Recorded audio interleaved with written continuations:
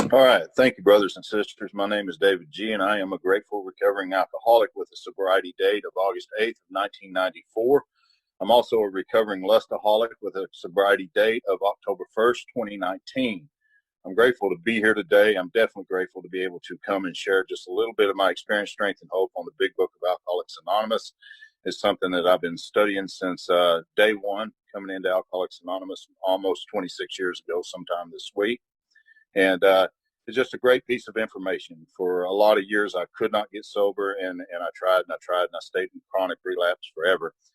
And it really wasn't until a man took and sat down with me and began to show me what the problem was, what the solution was, and the action steps necessary to stay in the solution that I was able to get any kind of sobriety time behind me. However, I did continue to suffer with lust for a long, long time.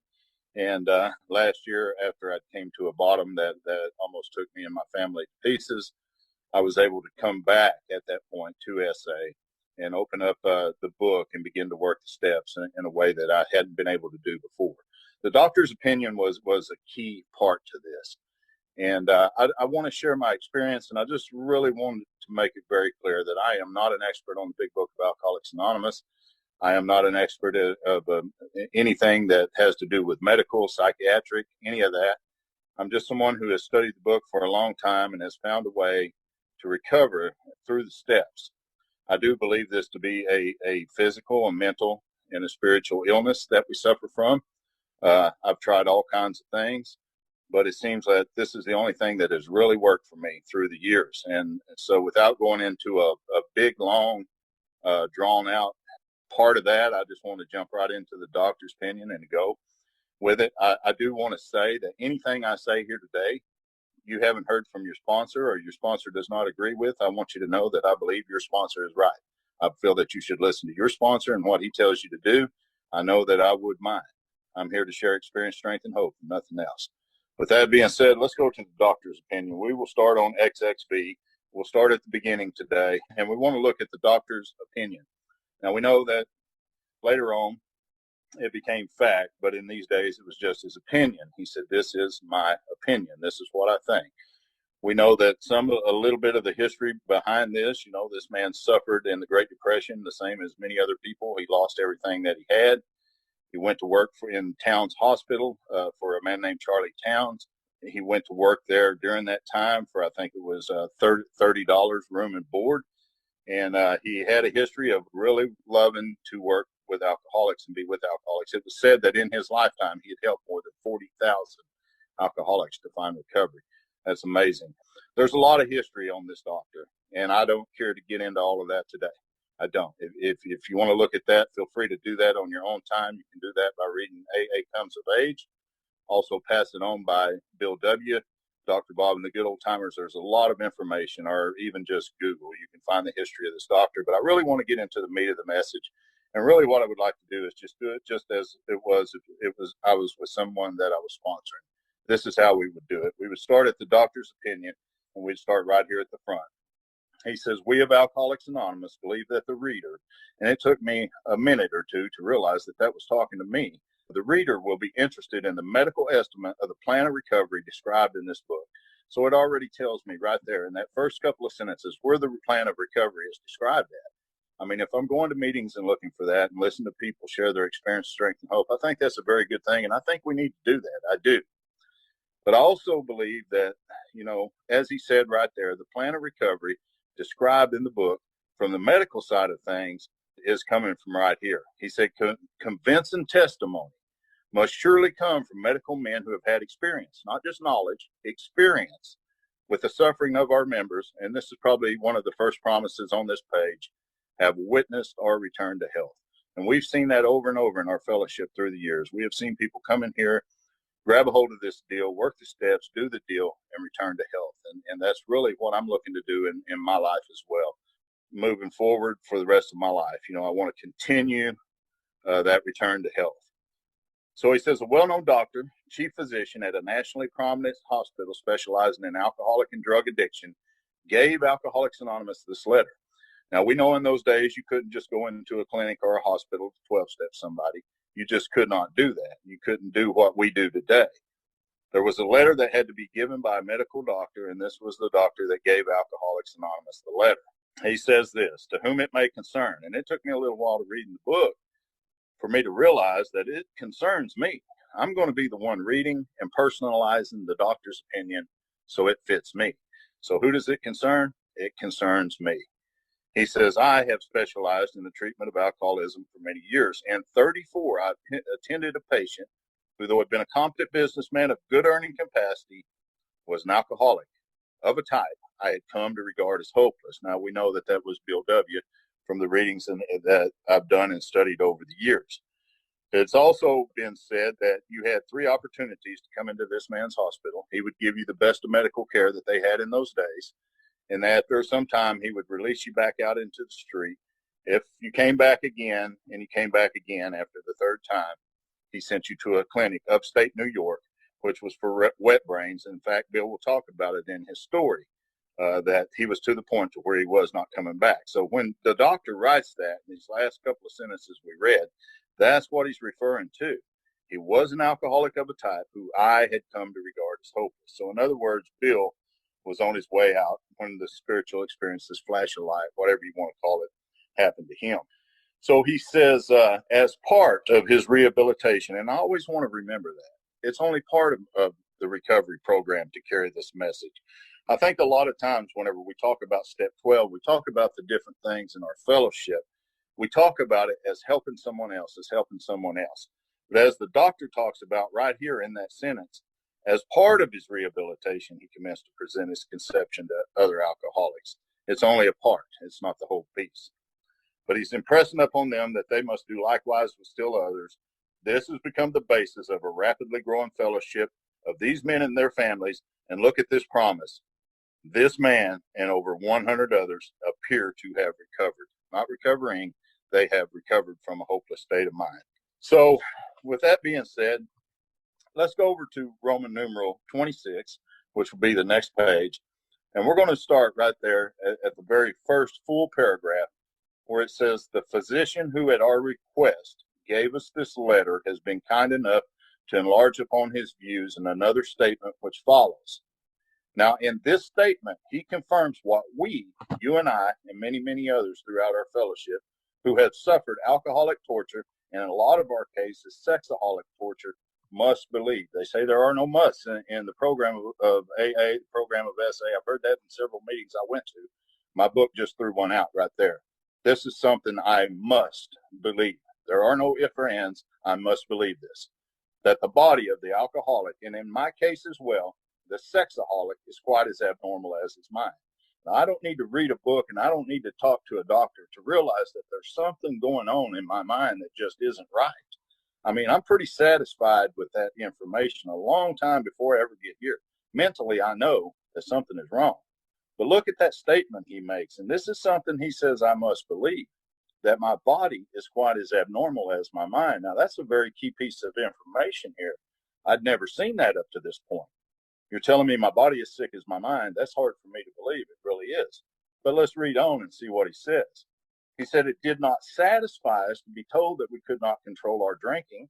And in my case, my lusting, it did not satisfy me to be told that I couldn't control that, because there were many times I felt I was in control of that, but I fell out of control with it pretty quick. He says this, just because we were maladjusted to life, that we were in full flight from reality, I'm sure many of us can identify with what he's talking about here. We were outright mental defectives. He says these things were true to some extent, in fact, to a considerable extent with some of us. But this next word changes the whole statement of that paragraph. He says, but we are sure that our bodies were sickened as well. And if I'm not sure of that, if the person I'm working with is not sure of that, there's really no point in us moving forward in this book.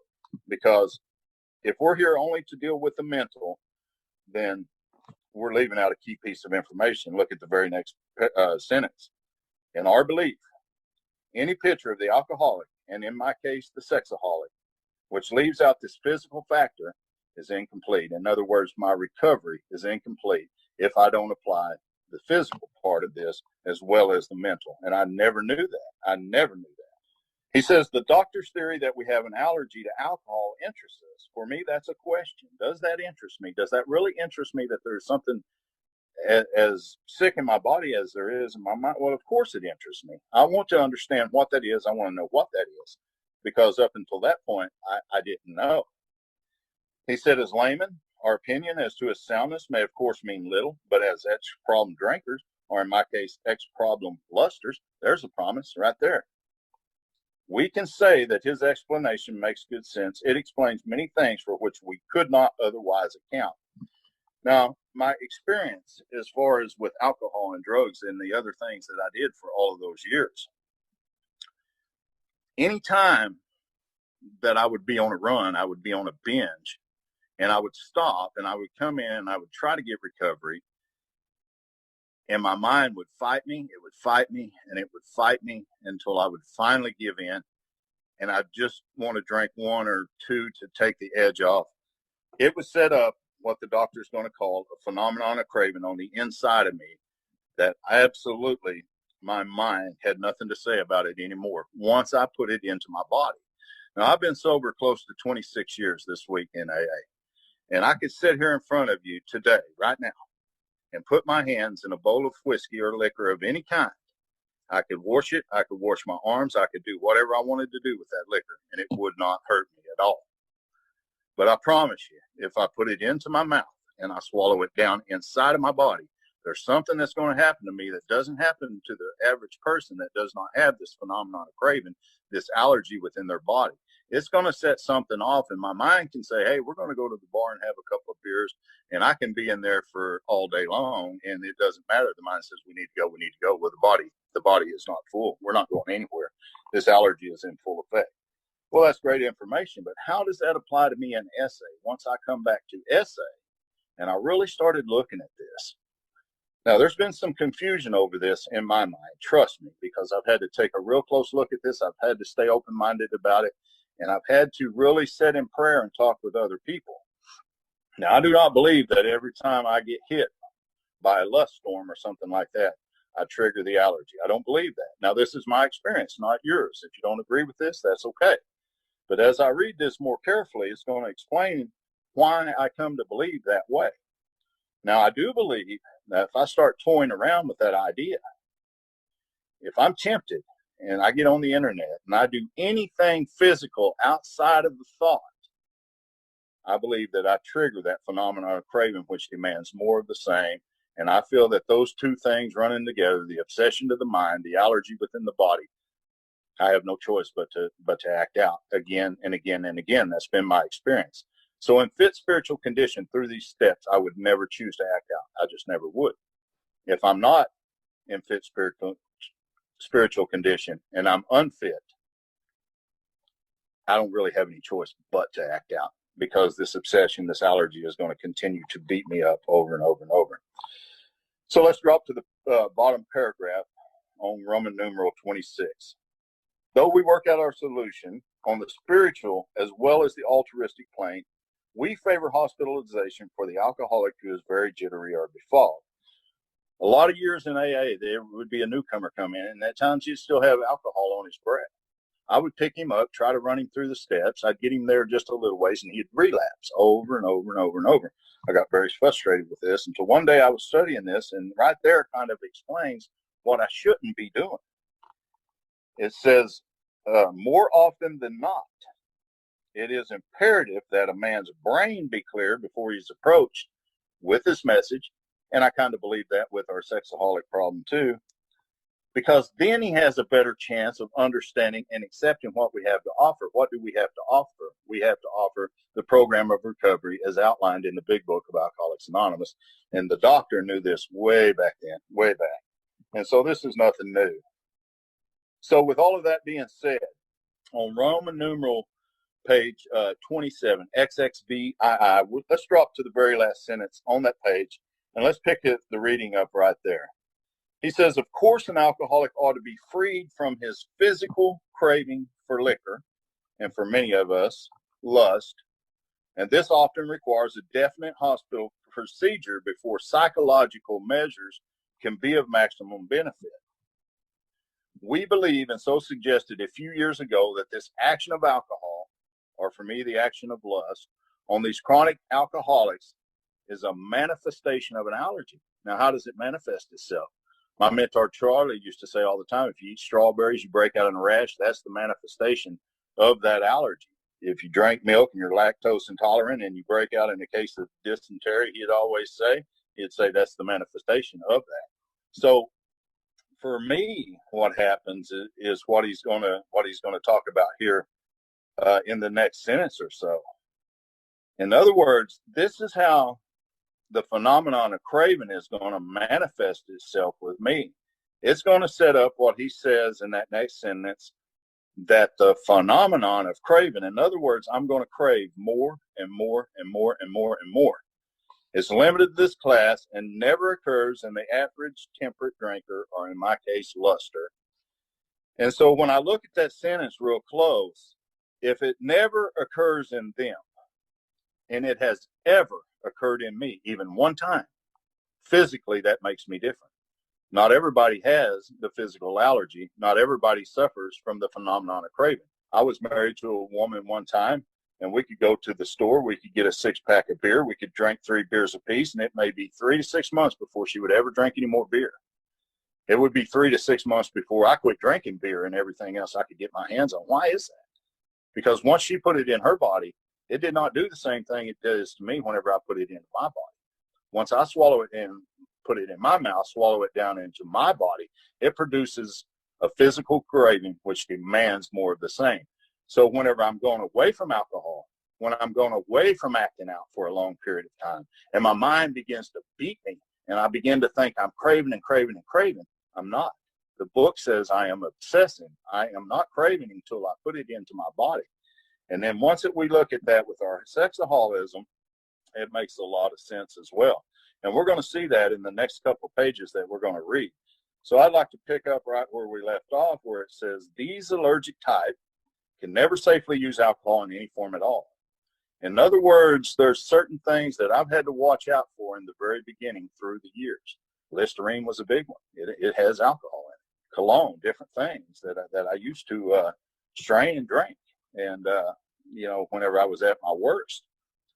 But also with lust, if I look at it like this, in my experience, these allergic types can never safely use lust in any form at all. It doesn't say we can't do it, but it does say that we can't safely ever do it again.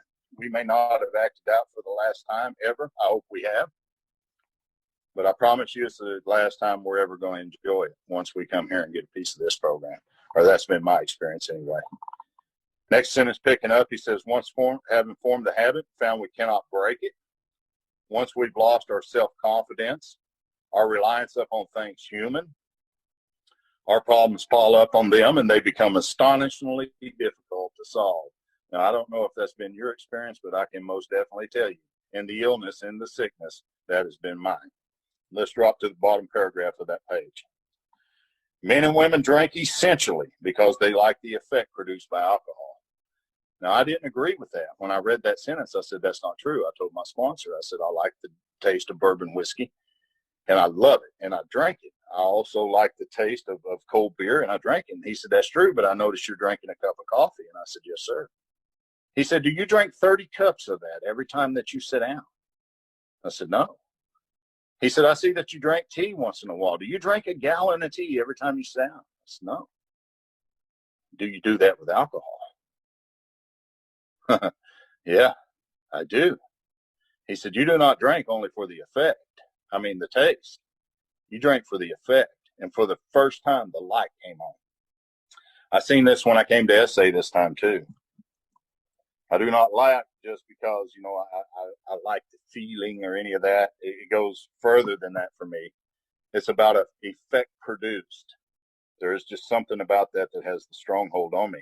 In fact, the next sentence says, the sensation is so elusive that while we admit it's injurious, and I know that by acting out and doing the things that I do, I know by drinking and doing the things that I do, it's injurious. I know that. But after a time, I cannot differentiate the true from the false. The people in my family, the people around me in my meetings, They could all see the truth about me for a long, long time, but I was not convinced of that until I bottomed out. Now, I think this next sentence is something that you and I is probably going to have to look at for the rest of our lives. This is what happens to us prior to acting out, prior to taking a drink, prior to whatever that problem may be. This is what's always going to be there first. We're restless. Physically, I'm restless. I'm irritable. Mentally, I'm irritable. I'm discontented. Spiritually, I'm discontent. Look at it. Physical, mental, spiritual, physical, mental, spiritual, restless, irritable, discontent. I'm mad. I got a resentment. I'm full of fear. I don't feel very good. I'm on to everybody. I just don't feel content at all. The only way that I'm going to feel content, and most people can understand this, is unless I can again experience the sense and ease and comfort which comes by taking a few drinks, or in my other condition, lust hits.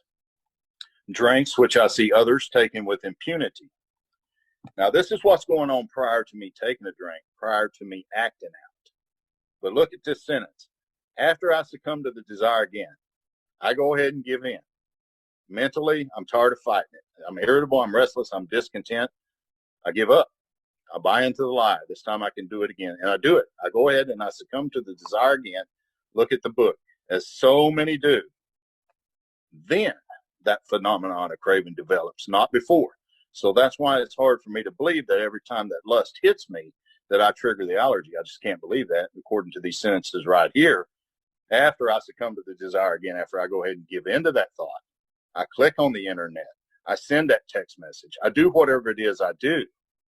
I use the phone to call up an escort. Whatever it is that I do, then I have triggered that phenomenon of craving. Look at what he says here. At that point, we pass through the well-known stages of a spree. I bet you many on this call could relate to that today. Emerging remorseful. You ever do that stuff and emerge remorseful? Saying this right here, what he says in this sentence, with a firm resolution not to do it again. I'm not going to do it again. Well, this is repeated over and over. And unless this person, David, can experience an entire psychic change, there's going to be very little hope for my recovery. In other words, I'm going to be trapped in between these two from now on. There's going to be very little hope for my recovery. I may gain some sobriety time here and there. Recovery is going to be far away. But look at the great news. That's the bad news. Here's some good news. Now, on the other hand, and as strange as this may seem to those who do not understand, once the psychic change has occurred, spiritual experience, whatever you want to call it, once this has occurred as a result of us working these steps, the very same person, David, who seemed doomed, who had so many problems he ever despaired of solving them, I'm acting out all the time, I'm drinking myself to death. Look at what this sentence says, this promise. Suddenly finds himself easily able to control his desire for alcohol. I mean, it's just a few days prior to this, in my experience, that I'm dying from alcoholism. I'm drowning from sexaholism. And he says right here, if I do this, I'm easily able to control my desire for it. But there is the condition, and here it is. The only effort necessary, that being required to follow a few simple rules, in other words, the rest of the 12 steps. So if I stop right here, I try to get sober based on this information alone. It has been my experience that I relapse over and over and over and over. Bottom paragraph of that page, please. I do not hold with those who believe that alcoholism, and in my case, lustaholism, is entirely a problem of mental control. So if I come in here and I'm only focusing on fixing the mental and I'm leaving the physical out, the doctor says that this information is going to be incomplete, therefore so is my recovery. He says, I have had many men who had, for an example, worked a period of months on some problem or business deal which to be settled on a certain date favorable to them. They took a drink. They didn't take a bunch of drinks. They didn't stay drunk for a day or two. They didn't lust for a day or two. They took a drink a day or so prior to the date. And once they put the alcohol in their body, the same way we do with the lust, look at what happened. Then the phenomenon of craving at once became paramount to all other interests. Not before, after we put the alcohol in our body, we put the lust in our body. Whatever it is, the mind takes over. Anything physical I do outside of the thought with lust, for me, it triggers the allergy. He says, so that the important appointment was not met. Roman numeral, page 30, XXX. These men were not drinking to escape. These men were not lusting to escape. These men were drinking, or in my case, these men were lusting to overcome a craving beyond their mental control. Nothing more. Now, there are many situations which arise out of this phenomenon of craving, which cause men to make the supreme sacrifice rather than to continue to fight. I don't continue to fight for my sobriety. At some point in it, I'm going to make the supreme sacrifice. I didn't know what that meant for many years until somebody pointed out this disease takes over to the point to where we end up killing ourselves or somebody. I worked with a young man for a lot of years, about 4 years. He's just my favorite person in the world. I just love this guy. And he'd get sober for a little while. He'd buy into the lie. He'd take a drink, trigger the allergy, and it was just on and on and on and on. One day he couldn't continue to fight anymore. He made the supreme sacrifice. We found him a year ago, hung in his closet. And what a devastating blow that has been, to his family, and it's impacted everybody around him. The disease killed him. He made the supreme sacrifice rather than to continue to fight. Now, this page, this next paragraph or so, we're going to look at 5 different types of alcoholics. And we want to personalize these, and we want to take a look at them for ourselves. Now, if I just read this out of the book, I think, man, that all sounds good, No, I want to see how this applies to me. I want to look at it with my sexaholism addiction, too. I really want to take a close look at this to see. So let's start where he says the classification of alcoholics seems most difficult and in much detail is outside of the scope of this book. Anytime we see on this page where he says the type, that's going to explain another type. We're going to look at 5 different types. So let's take a look at the first one. There are, of course, the psychopaths who are emotionally unstable. We're all familiar with this type. Now, I never considered myself to be a psychopath. Now, my family has considered that many times, and so has a lot of the people that I've known in my life. You get me drunk and full of drugs and lusting and acting out, and I'm a crazy individual. I have shot people with guns. I mean, I've done insane things. I really have. But when I look at the way he describes a psychopath, he says they are emotionally unstable.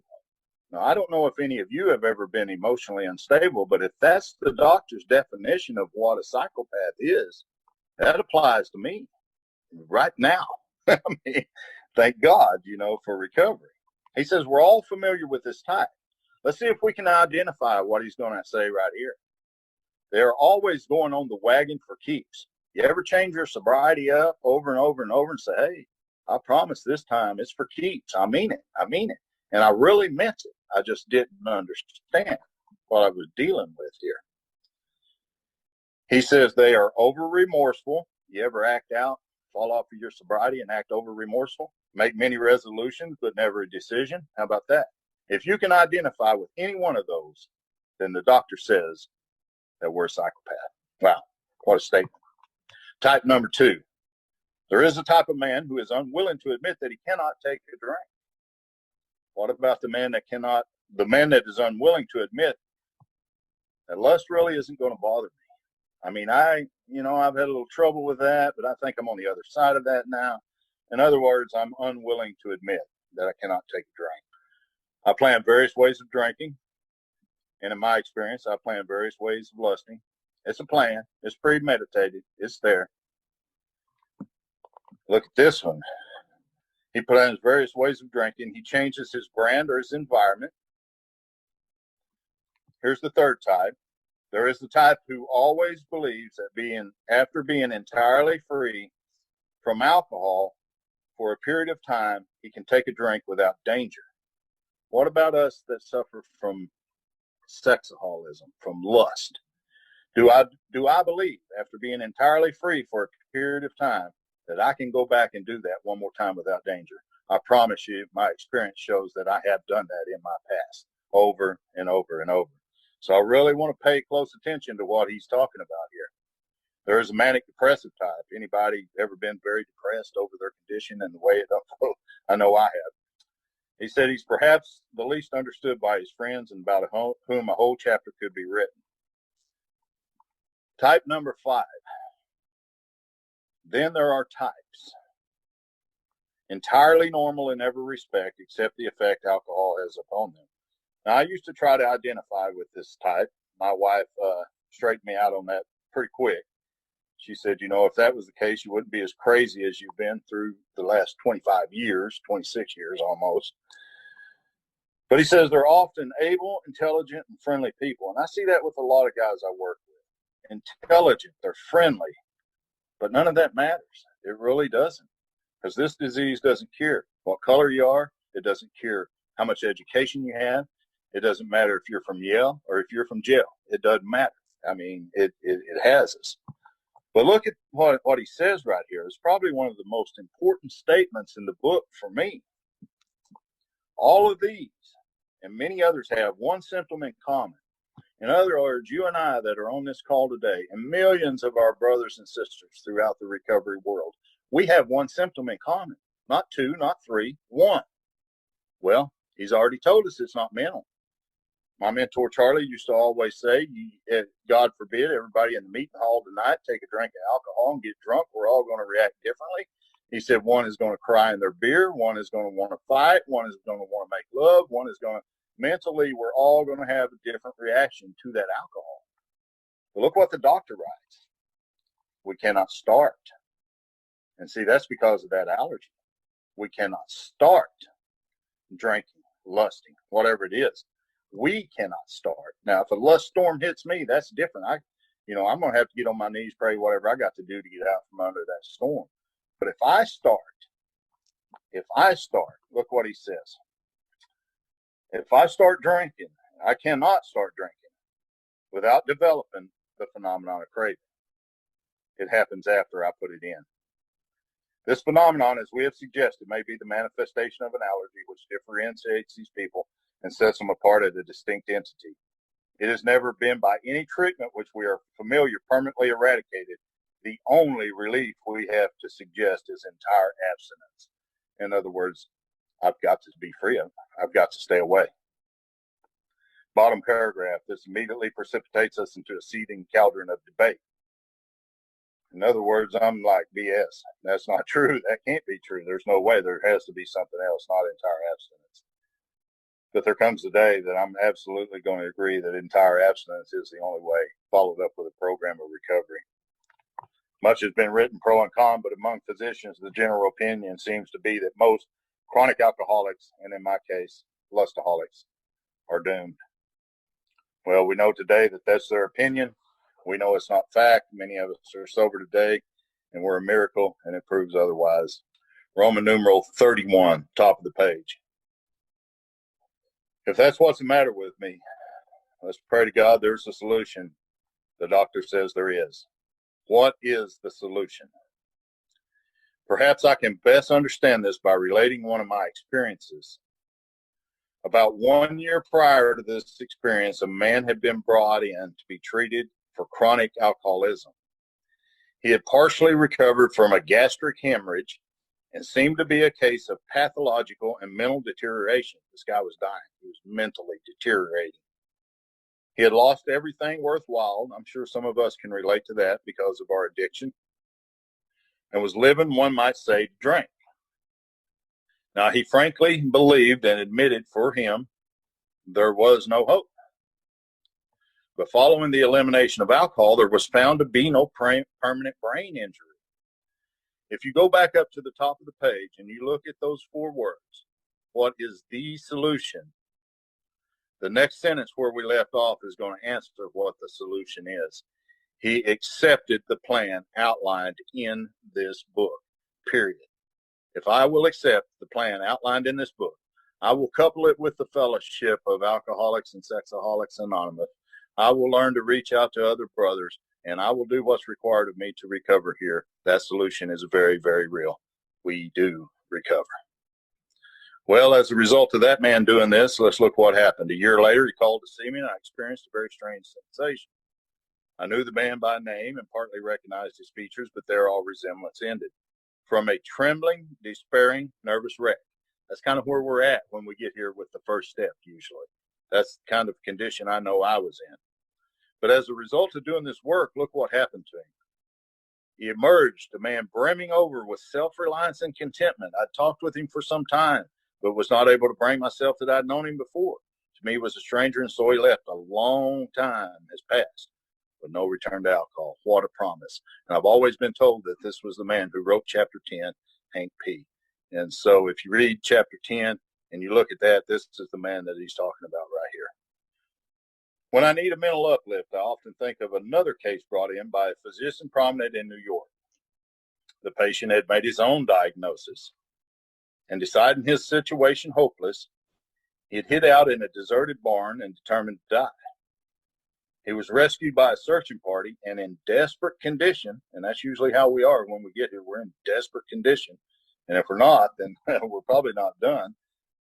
But in other words, this man was in desperate condition and brought to me. He said, following his physical rehabilitation, he had a talk with me in which he frankly stated he thought the treatment a waste of effort. Now, I thought that many times coming back into the fellowship after relapse, this is a waste of time. It's not going to work. I've tried it over and over and over. Unless he said I could assure him, as no one ever had, in the future he would have the willpower to resist the impulse to drink. And I think that's where he was hung up. If you and I believe that we're going to come in here and somehow have the willpower to resist the impulse to lust or to act out or to drink or to drug or whatever it is in the future, it's been my experience that's not going to happen. The doctor writes his alcoholic problem was so complex, his depression so great. Man, I can relate to this. As we felt, his only hope would have been through then what we call moral psychology, and we doubted even if that would have any effect. But look at the great promise here, and this is the same as it is for you and I today. However, he did become sold, and I love that word, until I became sold on what he says right here, the ideas contained in this book, not the ideas contained in the fellowship or the opinion of other people, as good as that is and as much as that helps me. I cannot become sold on that. No human power can relieve me. I've tried over and over and over. But however, whenever I did become sold on the ideas contained in the book, look at this great promise. He has not had a drink for a great many years. You know, it's been almost a year now in Sexaholics Anonymous, and it's just like a freedom has come over me that I could never before have had. It came over me all those years ago whenever it came to alcohol and drugs.